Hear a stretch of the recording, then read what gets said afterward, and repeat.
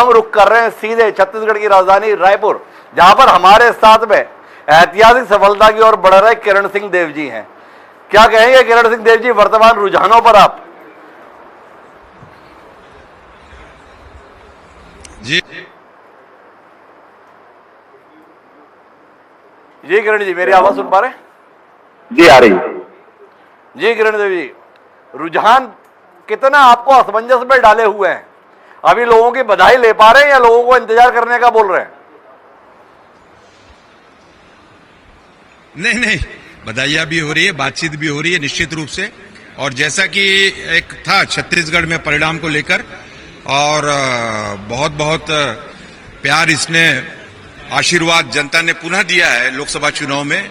और इन 11 सीटों में अभी तो 10 पर ऐसा कंफर्टेबल विन की ओर जा रहे हैं। एक सीट जो बची हुई है निश्चित रूप से उसमें भी 7,000, 8,000, 5,000 के बीच आगे मुझे लगता है कि अभी मतगणना का, कोरबा का भी, और लोकसभा के चुनाव के अंतर्गत मतगणना में ये एक बहुत ही लो मार्जिन है। निश्चित रूप से हम इसको भी पार करेंगे और कोरबा में भी विजय सुनिश्चित करेंगे। अच्छा, एक बात बताओ किरण देव जी, ये देश में भाजपा हार रही है, स्पष्ट बहुमत से चुनकर आती थी 2014 और 2019 में, इस समय में हार रही है तो भी लोग आपको बधाई दे ले रहे हैं। ऐसा कैसे हो जा रहा है? पार्टी हार रही है और लोग आपको बधाई दे ले रहे हैं? नहीं, तीसरी बार लगातार सरकार बनना, स्पष्ट बहुत बहुमत के साथ एनडीए की पूरी सरकार बनेगी। आदरणीय प्रधानमंत्री मोदी जी तीसरी बार भी प्रधानमंत्री बनेंगे। और जो विपक्षी गठबंधन है, इनको किसी धोखे में नहीं रहने की आवश्यकता है। बहुत छलावा प्रारंभ किया है, ऐसे आप लोगों के चैनलों के माध्यम से और समाचारों से पता चलता है कि यहां दौड़ो, वहां दौड़ो, इसको साधो, उसको साधो। लेकिन 228 जिसके पास 228 की संख्या हुई है, उसके बारे में चर्चा बहुत पॉजिटिव जा रही है। और जो 299 और 300 के बीच में है, उनके बारे में भी लोग संदेह व्यक्त करते हैं कि ये सरकार बनाएंगे कि नहीं बना पाएंगे। वास्तव में अद्भुत है। मेरा तो ये मानना है, इतनी परिस्थितियों में जबकि एक नैरेटिव सेट किया गया पूरे विपक्षी गठबंधन जो है इंडी गठबंधन के माध्यम से, और एक अस्थिरता का वातावरण, इस संवैधानिक संस्था के ऊपर अविश्वास, चुनाव आयोग के ऊपर अविश्वास, ईवीएम के ऊपर अविश्वास, सुबह तक ईवीएम का रोना रहे थे। अब क्या कहेंगे? अब वो किस स्थिति में होंगे? लेकिन परिणाम तो जो आएंगे, थोड़ा अभी टाइम भी है। छत्तीसगढ़ में लोकसभा का क्षेत्र और गिनती क्योंकि छोटा होने के कारण क्षेत्र, लेकिन और बड़े जो राज्य हैं उनमें निश्चित रूप से परिणाम बहुत जल्दी और जो सोच के रखे थे उसके आसपास रहेंगे। अच्छा चलो, चैनल वाले तो होते ही बदमाश हैं किरण देव जी, पर आपका स्वयं के संदर्भ में क्या कहना है भाई? आप बता रहे थे हम 400 पार करने वाले हैं, आप बता रहे थे 370 भाजपा पार करने वाली है, 303 सीटें 2019 में आपकी खुद की आई हुई थी।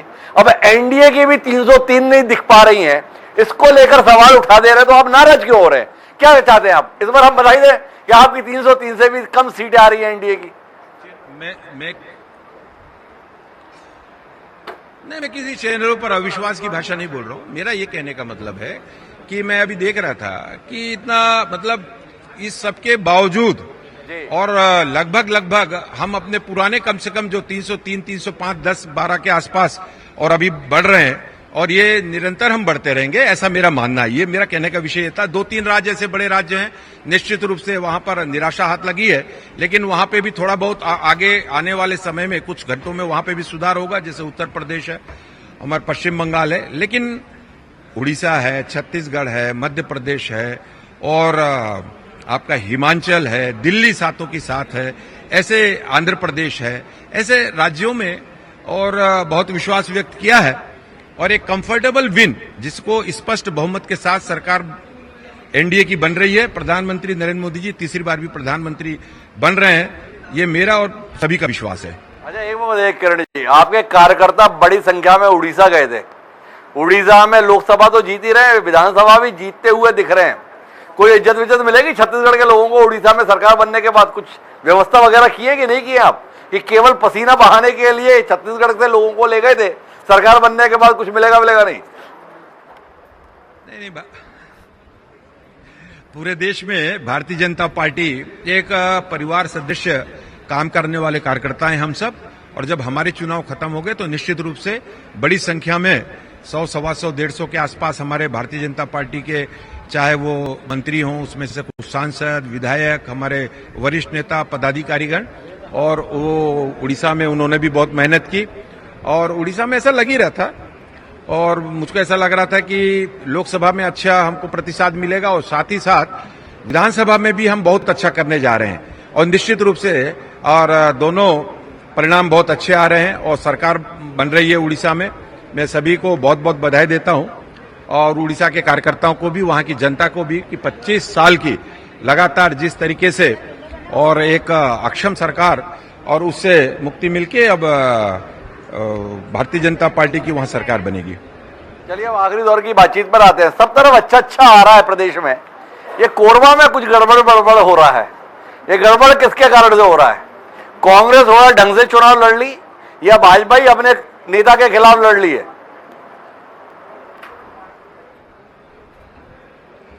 नहीं, मैंने पहले भी कहा आपसे, वो कोरबा का बहुत लो मार्जिन अंतर है अभी, बहुत 5, 7, 8 हजार, ये अप डाउन हो रहा है। मुझे विश्वास है कि जब परिणाम घोषित होंगे तब तक के हम वहां पे भी अच्छे मार्जिन के साथ कोरबा का भी चुनाव जीत जाएंगे।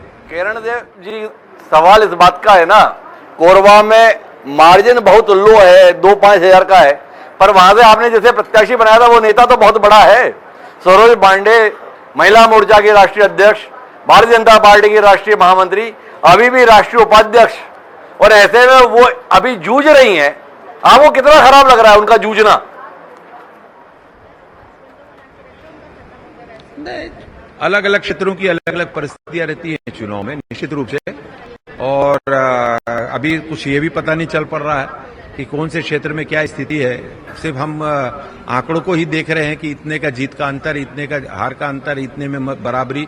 निश्चित रूप से मुझे ऐसा लगता है, जितना मैंने समझा है, और कोरबा लोकसभा में भी आने वाले आधा घंटा 15 मिनट में 1-2 राउंड में स्थिति सुधरेगी। आपने कहा कि अभी पता भी नहीं चल रहा है, सरकार है आपकी प्रदेश में, आपको रिपोर्ट नहीं कर रहे क्या प्रॉपरली?